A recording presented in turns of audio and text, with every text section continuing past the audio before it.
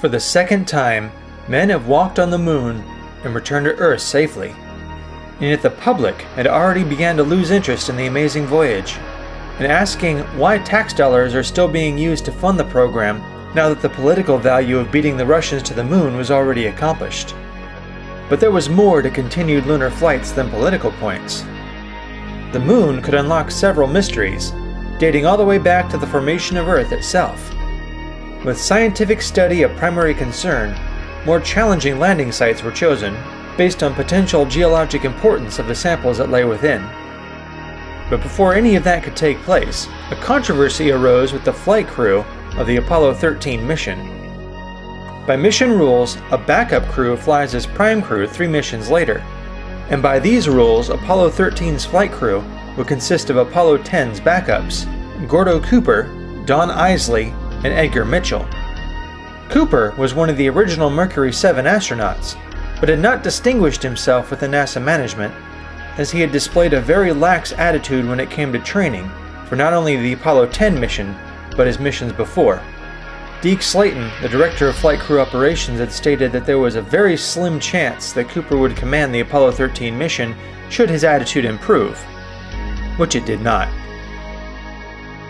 Don Isley was another story, not only involved in the conflict between flight crew and ground during the Apollo 7 mission, but also suffered from the stigma of his extramarital affair, which NASA had struggled to keep out of public view. Indeed, Slayton had always intended to replace both men, as the only reason they were even backup for the Apollo 10 mission was because there was a lack of qualified personnel in the astronaut office at the time. And this opportunity arose when an experimental surgery had managed to correct the inner ear infection that had kept Alan Shepard grounded for 9 years. Shepard had also put in a good word for Stuart Roosa, and Slayton had proposed the revised flight crew of Shepard, Roosa, and Mitchell for the Apollo 13 mission.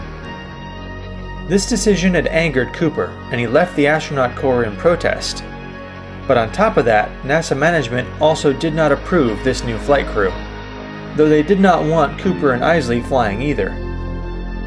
Though they did not reject this idea out of hand, Shepard's crew would indeed be allowed to fly, but they simply felt they did not have enough training time to catch up for all the things that needed to be done for the Apollo 13 mission. To provide them with this additional training time, the unusual decision was made to swap the flight crews of Apollo 13 and Apollo 14. Commander Jim Lovell, Command Module Pilot Ken Mattingly, and Lunar Module Pilot Fred Hayes. These men had trained closely together for several years, as they were also the backup crew for the historic Apollo 11 mission. Though this created a small controversy of its own, as many astronauts had complained that Lovell, Mattingly, and Hayes had hogged the simulator. But all of this training time paid off, as the 3 men knew each other almost as if they were an extension of each other's bodies in the spacecraft, able to read the mere inflection of each other's voices. They were ready and confident. That is, until the backup command module pilot Charles Duke had contracted the measles. And as all men had trained closely together, they were all exposed to it. And while having gotten the measles while younger gives one a sort of natural immunity, one of the flight crew had never reached this point, and that was Mattingly. And flight surgeons were extremely concerned that having been exposed to it, he would no doubt be incredibly ill just at the time that the lunar module was ascending from the surface to rendezvous with him in lunar orbit. And this was a bad time to be ill. And due to the flight surgeon's recommendation, a mere 4 days before the flight, Deke Slayton had ordered that Ken Mattingly be removed from the flight schedule, reassigning the backup command module pilot, Jack Swigert. And though Jim Lovell was disappointed by this decision, he did agree with it, and informed Mattingly of the decision himself. Mattingly was a little less than accepting. That is, he accepted the decision, but he did not agree with it. But the decision was final, and the 3 men got what remaining training time in they could in the few days remaining before launch. Jack Swigert was indeed a talented pilot and a competent astronaut, but a large piece of the cohesive unit was lost, and the crew would never be quite the same. Though the press would care very little about this, What little attention they did give centered entirely around the superstitiously unlucky number. NASA, however, was not as superstitious, in fact even flaunted this number, intentionally scheduling the launch at 13:13 military time, and with the spacecraft entering the moon's sphere of influence on April 13th. Though a bit of sentimental attention was given, as Jim Lovell had announced his retirement following the successful flight of this mission, having been a veteran of Apollo 8 and 2 previous Gemini missions, a very long and illustrious astronaut career. And what would be a better way to top that career off than walking upon the surface of the moon? As launch day came, press and observers gathered to watch the mighty white tower of a spacecraft lift into the clear blue sky. Engines ignite and the Saturn V rocket clears the tower, carrying the 3 men aboard command module Odyssey, with the lunar module Aquarius in tow. Just before the flight, Swigert felt that he'd been the butt of a practical joke, as he'd felt they'd strapped him into the seat a bit too tight.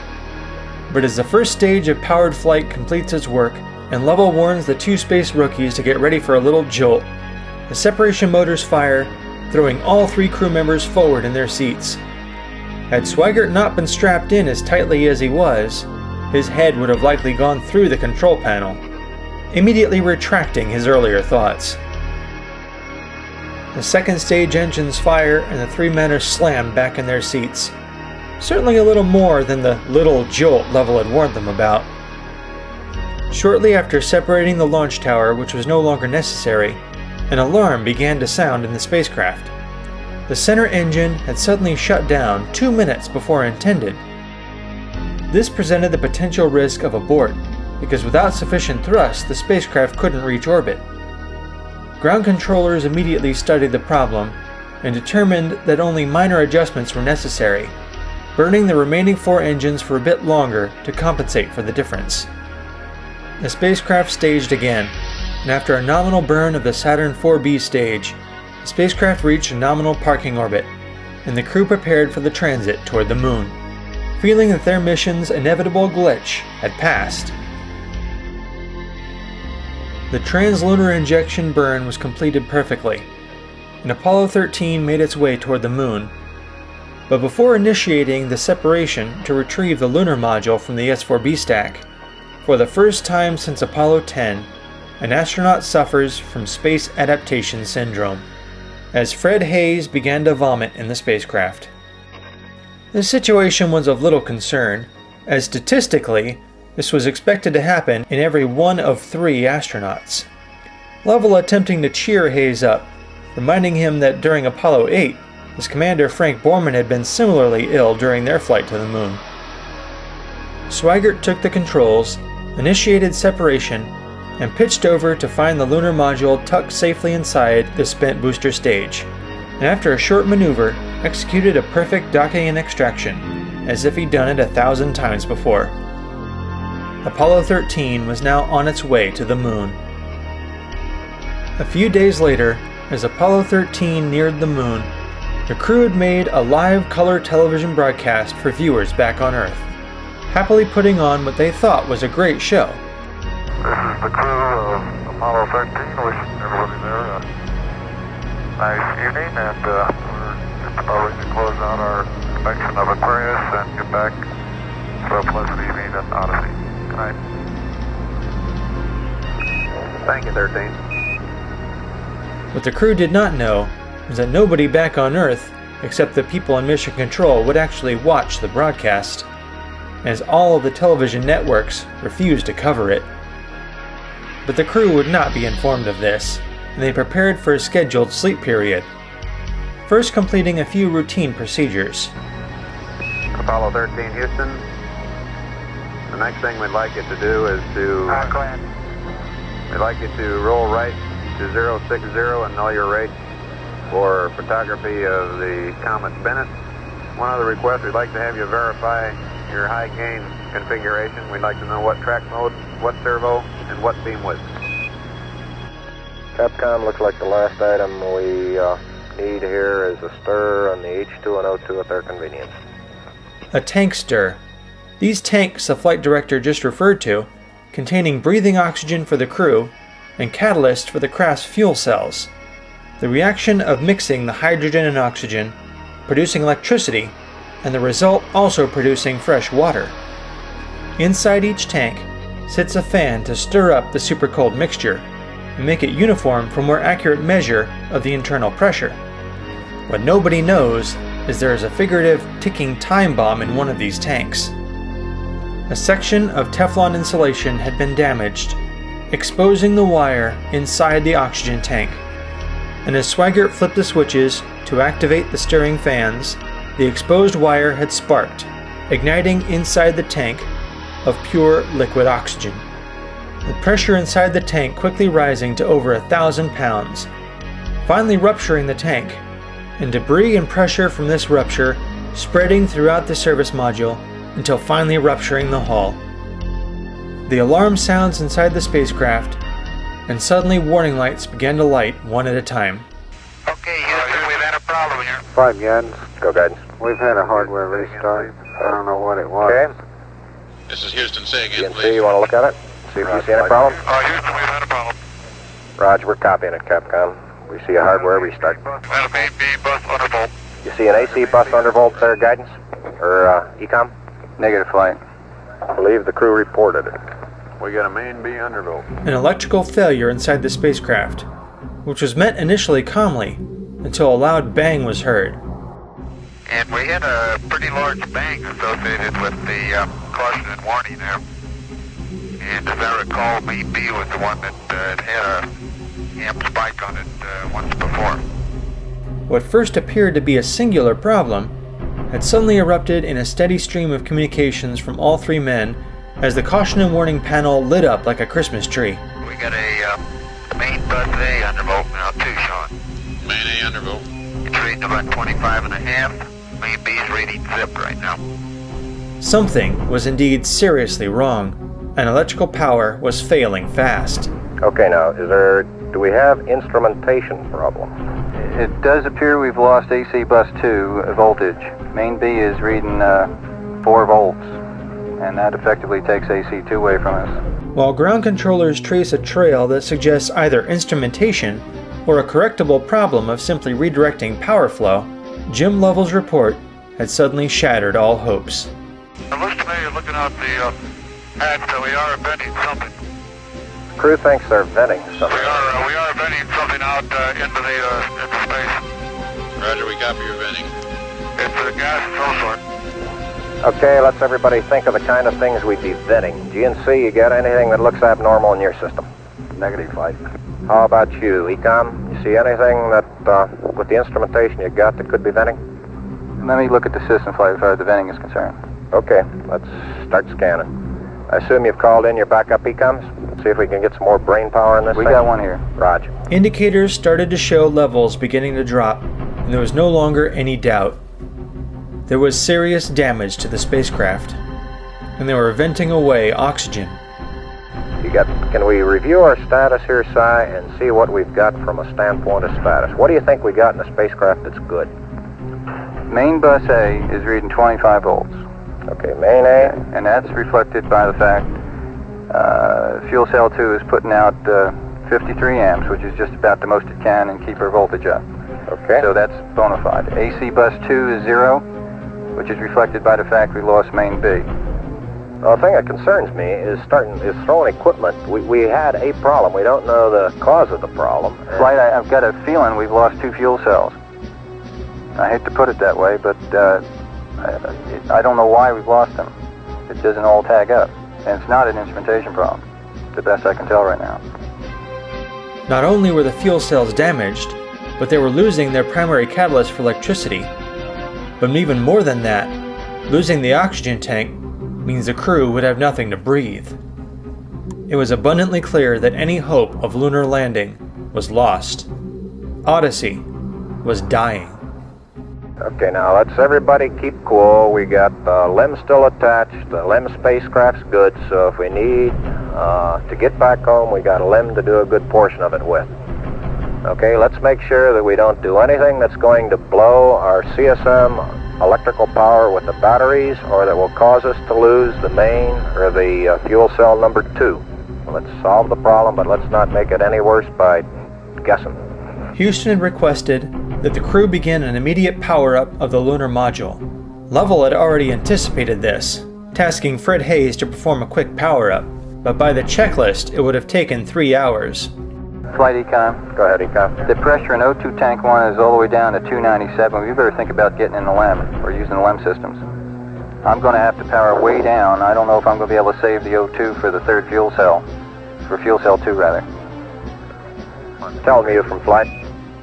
Go ahead, Flight. I want you to get some guys figuring out minimum power in the LEM to sustain life. Roger. Okay. Lovell immediately moves into the LEM, helping Hayes activate the sleeping craft as quickly as possible, as ground controllers help them cut out as many procedures as they can to save time. As control was shifted from one craft to another, maneuvering became immediately problematic, and the lunar module behaved almost opposite as it normally does, and Lovell quickly realized the problem. With the command module still attached, it basically provided dead weight, shifting the center of gravity away from its normal position. And though roll would still operate properly, pitch and yaw were not, forcing Lovell to go against all natural instincts he'd acquired during training, and basically forcing him to learn how to fly all over again. With control finally restored, and Odyssey now powered down, the question now became, how do they get back home? The most immediate option was a direct abort, firing the service module engine to return back to Earth. This proposal was immediately rejected, as the only engine powerful enough to do this was on the service module, which could not be activated with the command module powered down, but also could not be fired with sufficient thrust with the lunar module still attached, requiring them to jettison their lifeboat, remaining as the only source of life support for the crew. And the question still remained about just how much damage had occurred to the service module, and if there was any damage to the engine, ignition could likely cause an explosion that would be catastrophic for both spacecraft. For safety, the more favorable option was a free return trajectory, flying around the moon and using its gravity as a slingshot to send the craft back to Earth. This required a slight course correction, but not nearly as much thrust, and the crew took the unusual step of using Aquarius's descent engine to perform the maneuver. With the burn completed successfully, this now meant no matter what happens, the craft was going to reach the Earth's atmosphere. But the fight was not over. The lightweight lunar module was equipped to carry 2 men for 2 days. It would take no less than 3 days to return to Earth, and at last count, there were 3 men. NASA Mission Control had erupted with activity, with phone calls being made to everyone who could contribute, whether they were on one of the 4 flight control teams or not, and it was clear to all that it would be a near impossible task to bring these men back home alive. And win, lose, or draw, the space program would never be the same again. Nearly all attention was focused squarely on getting the craft back home sooner, but Ecom Flight Controller John Aaron immediately sees that they're wasting valuable time. And though life support is a primary concern, unlike the command service module, the lunar module did not run on fuel cells, instead using traditional batteries that had a definitive lifespan, regardless of whatever consumables are available, and the longer the ground scrambles for solutions, the more power is consumed. Even with the proposed acceleration burn, it would take 60 hours to return to Earth, and yet with all the LEM systems activated, the batteries would die in 16. The only solution would be an immediate power down, leaving only environmental control and radio equipment. And even though Aaron insisted this power down be done immediately, the impending burn would require the guidance system, the single biggest consumption of electrical power. Suddenly, the mission that the press and viewers couldn't care less about had dominated the airwaves, as nearly every channel had shown breaking news of the dangerous situation. A tale of survival was apparently more interesting than the amazing adventure of exploring the lunar surface. This angered Jim Lovell's wife Marilyn even more than the networks refusing to carry their original broadcast. She would refuse to provide any interviews, nor allow any press on her property, insulted that nobody cared until their lives were in danger. Procedures for the engine burn and power down were relayed to the crew before they slipped behind the moon and out of communications. And not since the first lunar orbit of Apollo 8 had ground control been so anxious while a craft was out of sight. Only Lovell, Swigert, and Hayes knew how they felt at this moment as they passed toward their landing site, the only time they would ever get to see it. And as the spacecraft reacquires communication with Houston, they prepare for the final burn to speed up their approach to Earth. Around this time, another option was proposed, to jettison the dead service module and save weight by leaving only the command module attached, getting an even faster rate of return from the 4.5-minute engine burn. Though it was deemed more beneficial to leave the service module attached, should something potentially be salvaged from the dead Hulk when it came time to power Odyssey up again, but also thermal protection for the heat shield. And immediately after the burn was completed, all systems were powered down, including the guidance computer, which was equated to putting Sir Isaac Newton in the driver's seat, surrendering the spacecraft entirely to the laws of physics and the calculations that flight controllers had provided. Without these systems, however, a significant source of heat was now lost, and as the crew attempted to sleep, blocking out the light from the LEM's windows, the temperature had plummeted fast and would never rise again, growing only colder as the crew waited for the 3 days to pass. The most precious resource was water, which had to be rationed to support more men than intended, for longer than intended. This, coupled with stress and low temperatures, had caused Fred Hayes to develop a lower urinary infection, manifesting as a fever that only continued to rise as temperatures continued to drop. The one resource that was in abundance was oxygen, as the craft was designed for several depressurizations while on the lunar surface, this giving them plenty of oxygen for the return journey. And since breathing oxygen wasn't of a primary concern, no one had considered carbon dioxide. And with every breath, CO2 was expelled into the cabin, and the lithium hydroxide canisters built to filter out carbon dioxide were quickly becoming overwhelmed. Theoretically, with Odyssey now unoccupied, it had spare scrubbers that the crew could use. But these two craft were built by different contractors who used different designs in their CO2 scrubbers. These canisters developed with no intention to be used on the other craft, and now the crew had to devise a way to literally fit a square peg into a round hole, as CO2 began to noticeably rise. Here the engineers on the ground were handed the problem: to fashion an adapter to make the square canister of Odyssey work in the round socket of Aquarius, using only equipment and parts that the spacecraft had inside. A torn cardstock cover from the flight plan, a large plastic bag, a spacesuit oxygen hose, some duct tape, and a sock, built into a makeshift adapter, and relaying up to the crew how to construct this jury-rigged device, which they referred to as the mailbox. Lovell, Swigert, and Hayes fashioned 2 of these, and after connecting one to the lithium hydroxide inlet valve, the CO2 measurement that was originally spiking very high began to drop, and the 3 men could figuratively and literally breathe normal again. Conditions worsened in the spacecraft, especially for Fred Hayes, who was now exhibiting severe symptoms, including a fever of 104. Flight surgeons had made a desperate plea for the crew to get some sleep, and the response from Lovell was quite clear, though cloaked in subterfuge. On the flight surgeon console, Lovell's heart rate had suddenly flatlined, indicating that his heart had failed. Capcom calls up to the spacecraft, informing Lovell that they had a dropout on his biomed sensors, to which he replied, "Now you know I'm not wearing my biomed sensors." His explanation was that they consumed electrical power, after which Swigert and Hayes removed their sensors as well. The power drain from wearing them was negligible at best, so it was clear that the reasoning for this was of a more personal nature. They know the situation they're in, and they don't need to be told to go to sleep. The first day of the return to Earth passes agonizingly slow for the crew, and despite the one quick flurry of fixing the CO2 problem, the crew had literally nothing to do. But the spacecraft was not quite so quiet. Unknown to the crew or ground controllers at the time, the service module was still slightly venting, just enough to begin throwing off their trajectory back to Earth.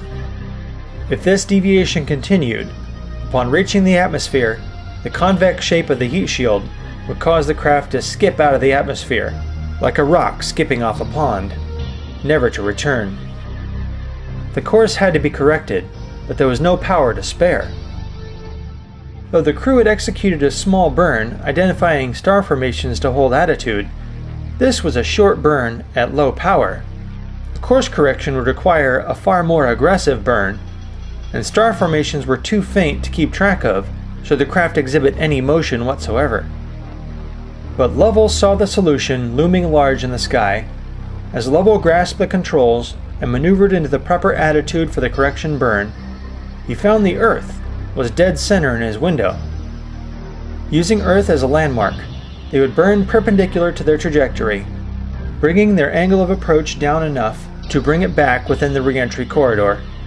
Though this maneuver was still difficult to control, with the center of gravity still off-center, he could not risk his natural flight instincts taking over again, instead tasking Fred Hayes to control pitch, while he focused on yaw and roll. This maneuver was a unique one indeed, and keeping the lunar module and dead elephant stable was quite a chore. But the maneuver was successful, and 13 had returned to its course. And as the second day passed, the crew anxiously waited word from the Earth at just how they were getting back home. John Aaron was given primary responsibility of powering up the dead command module on minimum power, and to accomplish this, he would enlist the help of several engineers and NASA astronauts, including backup Commander John Young and Ken Mattingly, who was exhibiting no signs of the measles. These men would work tirelessly for several days, squeezing every drop of power they could from the emergency batteries, and what they quickly realized from the data they had was that some of the emergency power had already been consumed after Odyssey's fuel cells had failed completely. This found them short on power, and even while keeping themselves restrained to only the essential systems, there still was just not enough power. Time was running short, and the crew were coming to Earth ready or not, but somehow, some way, they needed more electrical power than they had. The service module was completely dead, so nothing could come from there, and all the command module is really good for is re-entry, and the emergency batteries were all it had left. But the lunar module wasn't quite dead yet, and while resources were scarce, there was still just a bit of electrical power left before separation. A small umbilical connected the two craft, providing a backup from the Aquarius to draw power from the Odyssey. But what happens if this flow is reversed? Could the remaining power be drawn from the LEM to power the command module? With no time to waste, they tested this theory. And it worked. The simulator became operational with these conditions, and Mattingly headed straight for Mission Control to relay these instructions to the crew. Earth was approaching fast, and it was now time to bring the Odyssey to life after being completely offline for 3 days. This proved tricky, as water condensation had gathered on every panel, and questions arose at the possibility of electrical shorts. But fortunately, the lessons learned from the Apollo 1 fire had resulted in all electrical connections having improved insulation, and as Swigert flipped switches and breakers that Mattingly relayed up to him, not a single spark had occurred. With the final stretch, power was restored, and Odyssey's guidance computer was back online. She was alive again. The first order of business was to jettison the service module and inspect the damage. Using Aquarius's thrusters, the two-man portions pulled free of the separated hulk as it tumbled into view, and flight controllers were shocked to hear Lovell's description. Okay, I've got her, Houston. And there's one whole side of that spacecraft missing. Is that right? Right by the high gate antenna, the whole panel is blown out, almost from the base to the engine. Yeah, it looks like it got to the SPS bell too. It's really a mess. The decision made 3 days ago was the right one. The engine belt was damaged, and if the SPS had been fired, there was no way it could have maintained integrity, and the spacecraft would have been destroyed. But now the biggest concern was the heat shield. The RIP panel had reached all the way up the side of the spacecraft to the command module, and if there was even the slightest crack in the heat shield, it could not survive the plunge through the atmosphere. And despite this danger, there was literally no way to fix it. The three men climbed back into Odyssey, sealing up the tunnel and preparing to separate Aquarius, which had supported them for the last 3 days. And as she was cut loose, the final words, "Farewell, Aquarius, and we thank you." Final moments approached, and Odyssey drew ever closer to atmospheric contact. And as if there weren't already enough problems, there were reports of a typhoon near the prime recovery zone. Some believe that there was something intentionally trying to keep these men from coming home alive, but thousands of people worked tirelessly for days to make sure that didn't happen. But despite all these efforts, success or failure would come down to the final moment when the craft encountered the atmosphere, now obscured by radio blackout. For the first time since Apollo 11's landing, the entire world was gathered around their televisions in breathless anticipation. Recovery forces were standing by, fingers were crossed, hands clasped together, and breaths held as the clocks ticked slowly away. And finally, as the predicted time of 3 minutes pass, Capcom begins to call. Odyssey Houston standing by, over. All controllers wait as patiently as possible. Odyssey Houston standing by, over. Another 30 seconds pass. Still no response. Gene Kranz asks if the clocks are right as the 4-minute mark passes. Still nothing. What went wrong? Was it the heat shield? Did the three men burn up in the atmosphere? Or did the Odyssey fail to reach the re-entry corridor and fling back out into space? Had all the hard work been for nothing? 4 minutes and 30 seconds. Okay, go. And just like the original landing, a bunch of guys about to turn blue start breathing again. Cheers begin to erupt as the 3 parachutes deploy, and Odyssey begins to descend slowly into the ocean. Odyssey Houston, we show you on the mains. It really looks great. Landing in the ocean on April 17, far away from the typhoon. Recovery forces immediately rush out to recover the craft, and the world celebrates once again, not in a triumphant mission completed, but in the incredible effort to return these astronauts home. Apollo 13 would go down in history as NASA's finest hour, and even though it never landed on the moon, it was a testament to the unshakable will and devotion to returning the crew safely, even in the most dire and impossible of situations. Jim Lovell reunites with his wife, who stubbornly refused to ever admit her husband wasn't coming home. And true to his word, Jim Lovell had retired from NASA, even though he never accomplished his goal of walking on the moon. Did he regret this? Perhaps. But he had lived through adventures that most could never even dream of. He had seen the birth of the space program, even applying to be one of the original Mercury 7. He had flown the first ever orbital rendezvous, and set records that only he could break. He had flown the first ever mission to the moon, delivering a message of hope in a year when the world desperately needed it. And he had seen that entire world united with the singular purpose of bringing him and his crew back alive. He would go down in history as one of the most celebrated and honored of the astronaut corps, and continues to support the program right alongside his wife to this day. Apollo 13 stands as a shining moment, right alongside the first man in space and first space shuttle to ever fly, one of the most historic weeks in space history.